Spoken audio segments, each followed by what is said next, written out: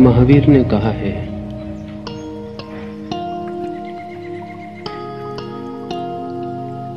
जिसे पाना हो उसे देखना शुरू करना चाहिए। खोजना हो उसकी भावना करनी प्रारंभ कर देनी चाहिए, क्योंकि इस जगत में हमें वही मिलता है जो मिलने के भी पहले जिसके लिए हम अपने हृदय में जगह बना लेते हैं। अतिथि घर आता हो तो हम इंतजाम कर लेते हैं उसके स्वागत का। अरिहंत को निर्मित करना हो स्वयं में, सिद्ध को पाना हो कभी, किसी क्षण स्वयं भी केवली बन जाना हो, तो उसे देखना, उसकी भावना करनी, उसकी आकांक्षा और अभीप्सा की तरफ चरण उठाने शुरू करने जरूरी है। महावीर से 2500 साल पहले चीन में एक कहावत प्रचलित थी, और वो कहावत थी लाओ त्से के द्वारा कही गई और बाद में संग्रहित की गई चिंतन की धारा का पूरा सार। वो कहावत थी, the superior physician cures the illness before it is manifest. जो श्रेष्ठ चिकित्सक है वो बीमारी के प्रकट होने के पहले ही उसे ठीक कर देता है। The inferior physician only cares for the illness which he was not able to prevent। और जो साधारण चिकित्सक है वो केवल बीमारी को दूर करने में थोड़ी बहुत सहायता पहुंचाता है जिसे वो रोकने में समर्थ नहीं था। हैरान होंगे जान के आप ये बात कि महावीर से 2500 साल पहले, आज से 5000 साल पहले चीन में चिकित्सक को बीमारी के ठीक करने के लिए कोई पुरस्कार नहीं दिया जाता था।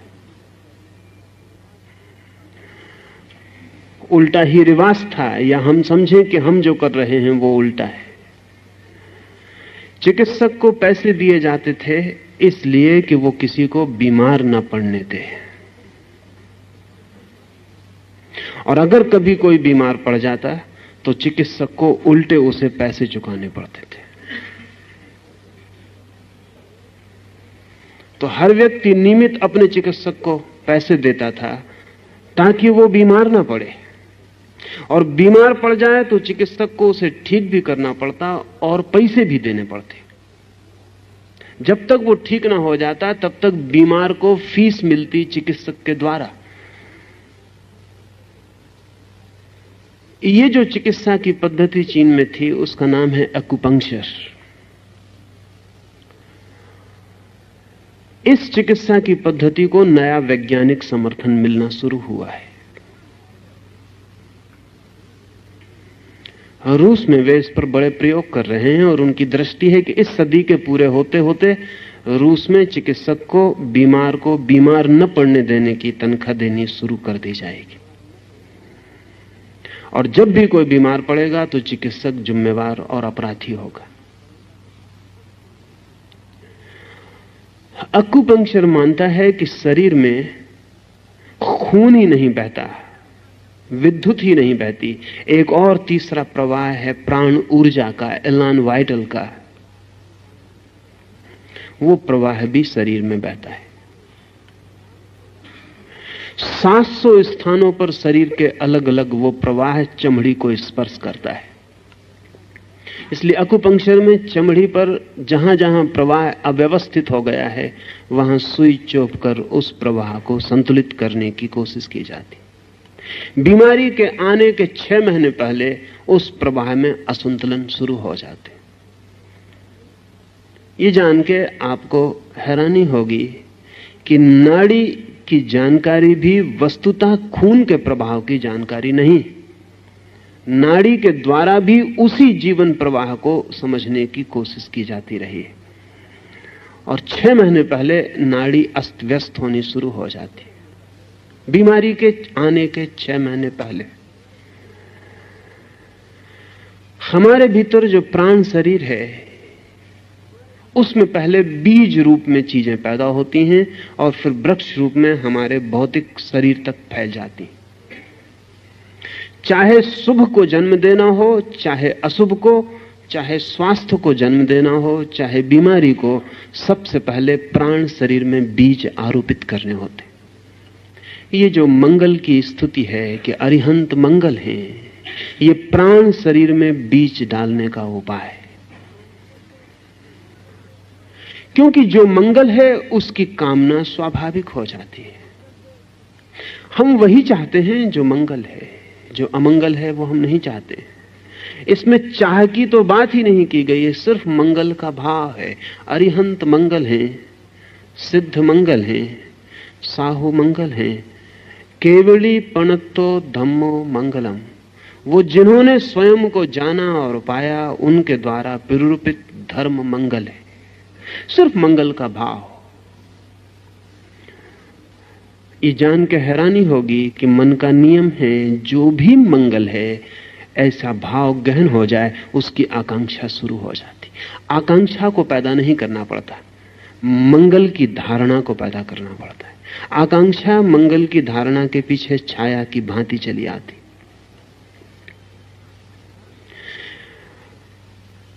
धारणा पतंजलि योग के 8 अंगों में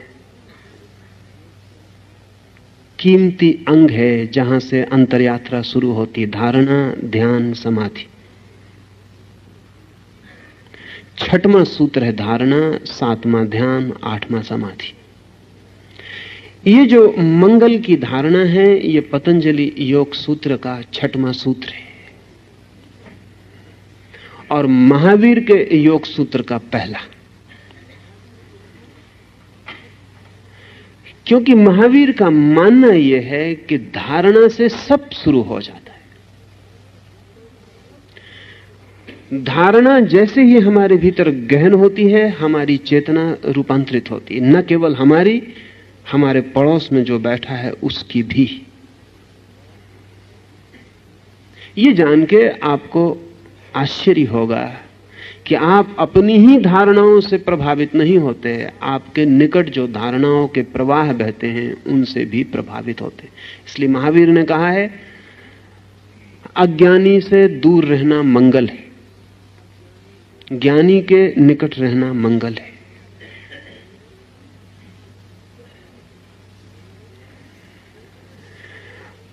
चेतना जिसकी रुग्ण है उससे दूर रहना मंगल है, चेतना जिसकी स्वस्थ है उसके निकट सानिध्य में रहना मंगल है।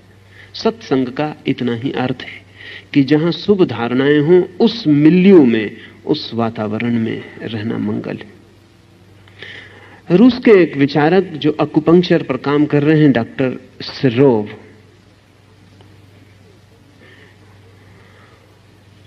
उन्होंने यांत्रिक आविष्कार किए हैं जिनसे पड़ोसी की धारणा आपको कब प्रभावित करती है और कैसे प्रभावित करती है उसकी जांच की जा सकती है। आप पूरे समय पड़ोस की धारणाओं से इंपोज किए जा रहे हैं। आपको पता ही नहीं कि आपको जो क्रोध आया है जरूरी नहीं कि आपका ही हो, वह आपके पड़ोसी का भी हो सकता है। भीड़ में बहुत मौकों पर आपको ख्याल नहीं है, भीड़ में एक आदमी जम्हाई लेता है और 10 आदमी उसी क्षण अलग अलग कोनों में बैठे हुए जम्हाई लेना शुरू कर देते। सरों को कहना है कि वो धारणा एक के मन में जो पैदा हुई उसके वर्तुल आसपास चले गए और दूसरों को भी उसने पकड़ लिया।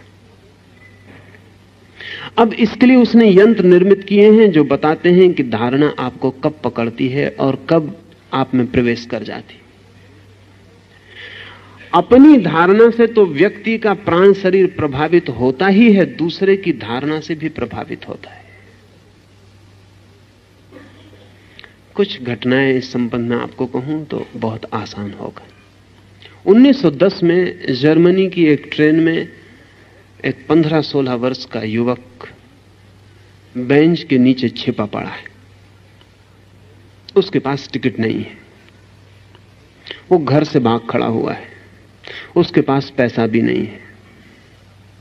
फिर तो बाद में वो बहुत प्रसिद्ध आदमी हुआ और हिटलर ने उसके सिर पर 2 लाख मार्क की घोषणा की कि जो उसका सिर काट लाए। वो तो फिर बहुत बड़ा आदमी हुआ और उसके बड़े अद्भुत परिणाम हुए, और स्टालिन और आइंस्टीन और गांधी सब उससे मिलकर आनंदित और प्रभावित हुए। उस आदमी का बाद में नाम हुआ वुल्फ मैसिंग। उस दिन तो उसे कोई नहीं जानता था, 1910 में। वुल्फ मैसिंग ने अभी अपनी आत्मकथा लिखी है जो रूस में प्रकाशित हुई है और बड़ा समर्थन मिला है। अपनी आत्मकथा उसने लिखी है अबाउट माई सेल्फ। उसमें उसने लिखा है कि उस दिन मेरी जिंदगी बदल गई। उस ट्रेन में नीचे फर्श पर छिपा हुआ पड़ा था बिना टिकट के कारण। मैसिंग ने लिखा है कि वो शब्द मुझे कभी नहीं भूलते, टिकट चेकर का कमरे में प्रवेश, उसके जूतों की आवाज और मेरी सांस का ठहर जाना और मेरी घबराहट और पसीने का छूट जाना ठंडी सुबह, और फिर उसका मेरे पास आके पूछना, यंग मैन योर टिकट। मैसिंग के पास तो टिकट थी नहीं, लेकिन अचानक पास में पड़ा हुआ एक कागज का टुकड़ा, अखबार की रद्दी का टुकड़ा मैसिंग ने हाथ में उठा लिया, आंख बंद की और संकल्प किया ये टिकट है, और उसे उठा के टिकट चेकर को दे दिया। और मन में उसने सोचा कि हे परमात्मा, उसे टिकट दिखाई पड़ जाए।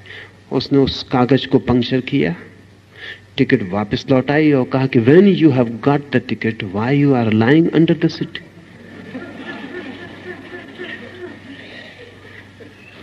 पागल हो, जब टिकट तुम्हारे पास तो नीचे क्यों पड़े हो? मैसिंग को खुद भी भरोसा नहीं आया, लेकिन इस घटना ने उसकी पूरी जिंदगी बदल दी। इस घटना के बाद पिछली आधे 50 वर्षों में जमीन पर वो सबसे महत्वपूर्ण आदमी था जिसे धारणा के संबंध में सर्वाधिक अनुभव थे। मैसिंग की परीक्षा दुनिया में बड़े बड़े लोगों ने ली। 1940 में एक नाटक के मंच पर, जहां वो अपना प्रयोग दिखला रहा था, लोगों में विचार संक्रमित करने का, अचानक पुलिस आके मंच को पर्दा गिरा दिया और लोगों से कहा कि यह कार्यक्रम समाप्त हो गया क्योंकि मैसिंग गिरफ्तार कर लिया गया। मैसिंग को तत्काल बंद गाड़ी में डाल के क्रिमिनल ले जाया गया और स्टालिन के सामने मौजूद किया गया। स्टालिन ने कहा, मैं मान नहीं सकता कि कोई किसी के दूसरे की धारणा को सिर्फ आंतरिक धारणा से प्रभावित कर सकता है, क्योंकि अगर ऐसा हो सकता है तो फिर आदमी सिर्फ पदार्थ नहीं रह जाता। तो मैं तुम्हें इसलिए पकड़ के बुलाया हूं कि तुम मेरे सामने सिद्ध करो। तो मैसिंग ने कहा, आप जैसा भी चाहें। तो स्टालिन ने कहा कि कल 2 बजे तुम यहां रहो बंद, 2 बजे आदमी तुम्हें ले जाएंगे मॉस्को के बड़े बैंक में। तुम क्लर्क को 1 लाख रुपया सिर्फ धारणा के द्वारा निकलवा के ले आओ। पूरा बैंक मिलिट्री से घेरा गया है। 2 आदमी पिस्तौलें लिए हुए मैसिंग के पीछे। ठीक 2 बजे उसे बैंक में ले जाया गया। उसे कुछ पता नहीं कि किस काउंटर पर उसे ले जाया जाएगा। जाके ट्रेजरर के सामने उसे खड़ा कर दिया गया। उसने कोरा कागज उन 2 आदमियों के सामने निकाला, कोरे कागज को 2 क्षण देखा, ट्रेजरर को दिया और 1 लाख रूबल। ट्रेजरर ने कई बार उस कागज को देखा, चश्मा लगाया, वापस गौर से देखा और फिर 1 लाख रुपया, 1 लाख रूबल निकाल के मैसिंग को दे दिए। मैसिंग ने बैग में वापस अंदर रखे, स्टालिन को जाके रुपए दिए। स्टालिन ने कहा, हैरानी। वापस मैसिंग लौटा, जाके क्लर्क के हाथ में वो रुपए वापस दिए और कहा, मेरा कागज वापस लौटा दो। जब क्लर्क ने वापस कागज देखा तो वो खाली था। उसे हार्ट अटैक का दौरा पड़ गया, वो वहीं नीचे गिर पड़ा। तो वो बेहोश हो गया, उसकी समझ के बाहर हो गई बात कि क्या हुआ है। लेकिन स्टालिन इतने से राजी न हुआ। कोई जालसाजी हो सकती है, कोई क्लर्क और उसके बीच तालमेल हो सकता है। तो क्रेमलिन के कमरे में उसे बंद किया गया, हजारों सैनिकों का पहरा लगाया गया और कहा कि ठीक 12:05 पर वो सैनिकों के पहरे के बाहर हो जाए। वो ठीक 12:05 पे बाहर हो गया। सैनिक अपनी जगह खड़े रहे, वो किसी को दिखाई नहीं पड़ा। वो स्टालिन के सामने जाके मौजूद हो गए। इस पर भी स्टालिन को भरोसा नहीं आया, और भरोसा आने जैसा नहीं था, क्योंकि स्टालिन की पूरी फिलॉसफी, पूरा चिंतन, पूरा कम्युनिज्म का धारणा सब बिखरती है। ये एक आदमी कोई धोखाधड़ी कर दे और सारा का सारा मार्क्सियन चिंतन का आधार गिर जाए। लेकिन स्टालिन प्रभावित जरूर इतना हुआ कि उसने तीसरे प्रयोग के लिए और प्रार्थना की। उसकी दृष्टि में जो सर्वाधिक कठिन बात हो सकती थी वो ये थी, उसने कहा कि कल रात 12 बजे मेरे कमरे में तुम मौजूद हो जाओ, बिना किसी अनुमति पत्र के। ये सर्वाधिक कठिन बात थी, क्योंकि स्टालिन जितने गहन पहरे में रहता था उतना पृथ्वी पर दूसरा कोई आदमी कभी नहीं रहा। पता भी नहीं होता था कि स्टालिन किस कमरे में है क्रेमलिन के। रोज कमरा बदल दिया जाता था ताकि कोई खतरा ना हो, कोई बम ना फेंका जा सके, कोई हमला ना किया जा सके। सिपाहियों की पहली कतार जानती थी कि 5 नंबर कमरे में है, दूसरी कतार जानती थी कि 6 नंबर कमरे में है, तीसरी कतार जानती थी कि 8 नंबर कमरे में है। अपने ही सिपाहियों से भी बचने की जरूरत स्टालिन को थी। कोई पता नहीं होता था कि स्टालिन किस कमरे में। स्टालिन की खुद पत्नी भी स्टालिन के कमरे का पता नहीं रख सकती थी। क्रेमलिन के सारे कमरे जिनमें स्टालिन अलग अलग होता था करीब करीब एक जैसे थे, जिनमें वो कहीं भी किसी भी क्षण हट सकता था। सारा इंतजाम हर कमरे में था। ठीक रात 12 बजे पहरेदार पहरा देते रहे और मैसिंग जाके स्टालिन की मेज के सामने खड़ा हो गया। स्टालिन भी कब गया और स्टालिन ने कहा कि तुमने ये किया कैसे, ये असंभव है। मैसिंग ने कहा मैं नहीं जानता, मैंने कुछ ज्यादा नहीं किया, मैंने सिर्फ एक ही काम किया कि मैं दरवाजे पर आया और मैंने कहा कि मैं आई एम बेरिया। वो बेरिया रूसी पुलिस का सबसे बड़ा आदमी था, स्टालिन के बाद नंबर 2 की ताकत का आदमी। बस मैंने सिर्फ इतना ही भाव किया कि मैं बेरिया हूं और तुम्हारे सैनिक मुझे सलाम बजाने लगे और मैं भीतर आ गया। स्टालिन ने सिर्फ मैसिंग को आज्ञा दी कि वो रूस में घूम सकता है और प्रमाणिक है। 1940 के बाद रूस में इस तरह के लोगों की हत्या नहीं की जा सकी, वो सिर्फ मैसिंग के कारण। 1940 तक रूस में कई लोग मार डाले गए जिन्होंने इस तरह के दावे किए थे। कार्ल आटोविच नाम का एक आदमी 1937 में रूस में हत्या की स्टालिन की आज्ञा से, क्योंकि वो भी जो करता था वो ऐसा था कि उससे कम्युनिज्म की जो मटेरियलिस्ट भौतिकवादी धारणा है वो बिखर जाती। अगर धारणा इतनी महत्वपूर्ण हो सकती है तो स्टालिन ने आज्ञा दी अपने वैज्ञानिकों को कि मैसिंग की बात को पूरा समझने की कोशिश करो, क्योंकि इसका युद्ध में भी उपयोग हो सकता है। और जो आदमी मैसिंग का अध्ययन करता रहा उस आदमी ने, नामोव ने कहा है कि जो अल्टीमेट वीपन है युद्ध का, आखिरी जो अस्त्र सिद्ध होगा वो ये मैसिंग के अध्ययन से निकलेगा। क्योंकि जिस राष्ट्र के हाथ में धारणा को प्रभावित करने के मौलिक सूत्र आ जाएंगे उस राष्ट्र को अणु की शक्ति से हराया नहीं जा सकता।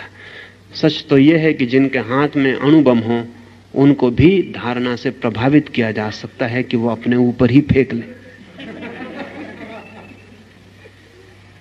एक हवाई जहाज बम फेंकने आ रहा हो, उसके पायलट को प्रभावित किया जा सकता है कि वापस लौट जाए, अपनी ही राजधानी पर गिरा दे। नामोव ने कहा है कि the ultimate weapon in war is going to be psychic power.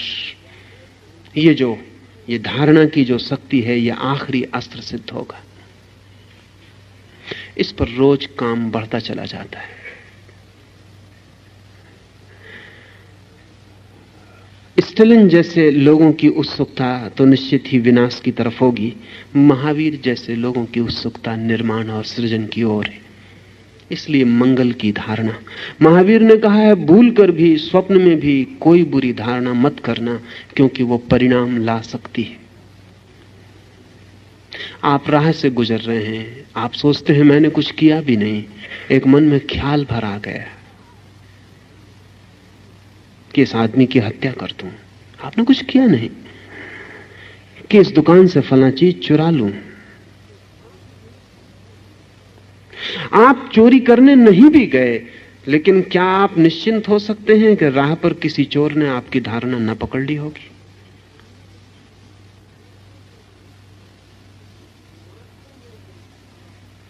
Moscow में एक हवा पिछले 2 साल में प्रचलित हुई है कि कोई भी आदमी अपनी गर्दन खुजलाने के पहले चारों तरफ देख लेता है, क्योंकि ये प्रयोग चल रहा है 2 साल से। मोनिन नाम का वैज्ञानिक सड़कों पर प्रयोग कर रहा है। वो आपके पीछे आके कहेगा आपकी गर्दन पे कीड़ा चढ़ रहा है, मन में अपने गर्दन खुजला रही है, खुजलाओ जल्दी, और लोग खुजलाने लगते हैं।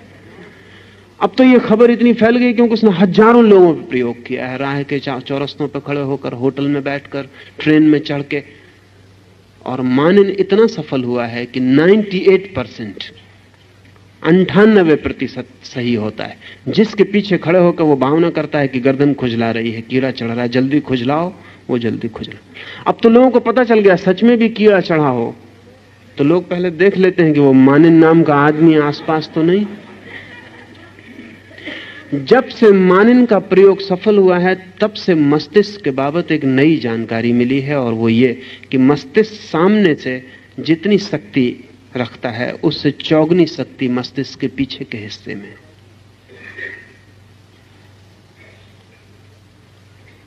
तो पीछे से व्यक्ति को जल्दी प्रभावित किया जा सकता है। सामने सिर्फ एक हिस्सा है, 4 गुना पीछे। और जो लोग, जैसे कि मैसिंग, या कल मैंने आपको कहा नेल्या नाम की महिला जो वस्तुओं को सरका सकती है, इनके मस्तिष्क के अध्ययन से पता चला है कि इनका मस्तिष्क पीछे 50 गुनी शक्ति से भरा हुआ है, सामने 1 तो पीछे 50। योग की निरंतर धारणा रही है कि मनुष्य का असली मस्तिष्क छिपा हुआ पीछे पड़ा है, और जब तक वो सक्रिय नहीं होता तब तक मनुष्य अपनी पूर्ण गरिमा को उपलब्ध नहीं होगा। यह भी हैरानी की बात है कि अगर आप कोई बुरा विचार करते हैं तो प्रकृति का अद्भुत नियम है कि आप मस्तिष्क के अगले हिस्से से करते हैं। मस्तिष्क का प्रत्येक हिस्सा अलग अलग काम करता है। अगर आपको हत्या करनी है तो उसका विचार आपके मस्तिष्क के ऊपरी सामने के हिस्से में चलता है, और अगर आपको किसी की सहायता करनी है तो पीछे अंतिम हिस्से में चलता है। प्रकृति ने इंतजाम किया हुआ है कि शुभ की ओर आपको ज्यादा शक्ति दी हुई है, अशुभ की ओर कम शक्ति दी हुई है। लेकिन शुभ जगत में दिखाई नहीं पड़ता और अशुभ जगत में बहुत दिखाई पड़ता है। हम शुभ की कामना ही नहीं करते, या अगर हम कामना भी करते हैं तो हम तत्काल विपरीत कामना करके उसे काट देते हैं। जैसे एक मां अपने बच्चे के जीने की कितनी कामना करती है, बड़ा हो, जिए, लेकिन किसी क्षण क्रोध में कह देती तू तो होते से ही मर जाता तो बेहतर था। उसे पता नहीं है कि 4 दफा उसने कामना की हो शुभ की और एक दफा अशुभ की, तो भी विषाक्त हो जाता है, सब कट जाती है कामना। महावीर अपने साधुओं को कहते थे मंगल की कामना में डूबे रहो 24 घंटे, उठते बैठते, श्वास लेते छोड़ते। स्वभाव होता है मंगल की कामना शिखर से शुरू करनी चाहिए। इसलिए वो कहते हैं अरिहंत मंगल है, वे जिनके आंतरिक समस्त रोग समाप्त हो गए वे मंगल हैं। सिद्ध मंगल हैं, साधु मंगल हैं, और जाना जिन्होंने, जैन परंपरा केवली उन्हें कहती है जो जानने की दिशा में उस जगह पहुंच गए जहां जानने वाला भी नहीं रह जाता, जानी जाने वाली वस्तु भी नहीं रह जाती, सिर्फ जानना रह जाता है, सिर्फ केवल ज्ञान मात्र रह जाता, ओनली नोइंग। केवली जैन परंपरा उसे कहती है जो केवल ज्ञान को उपलब्ध हो गया, मात्र ज्ञान रह गया।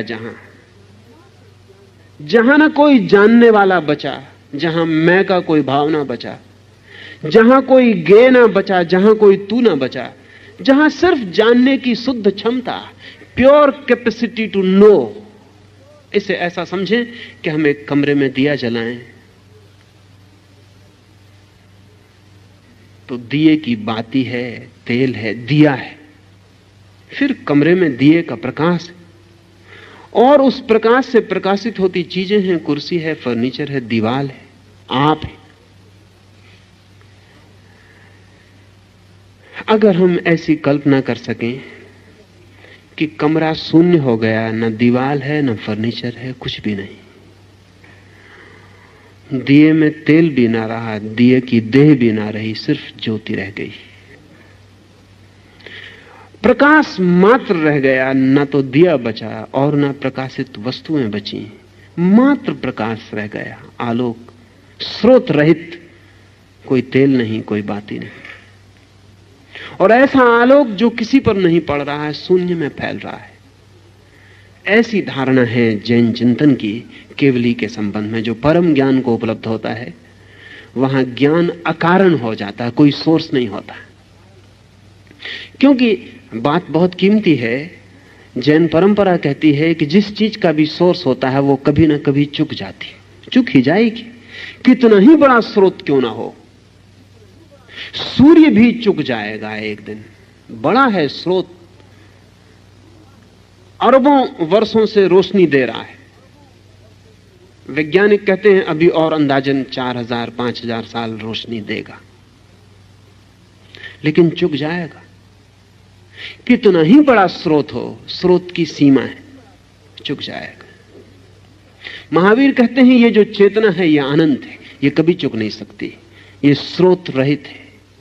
इसमें जो प्रकाश है वो किसी मार्ग से नहीं आता, वो बस है, इट जस्ट इज।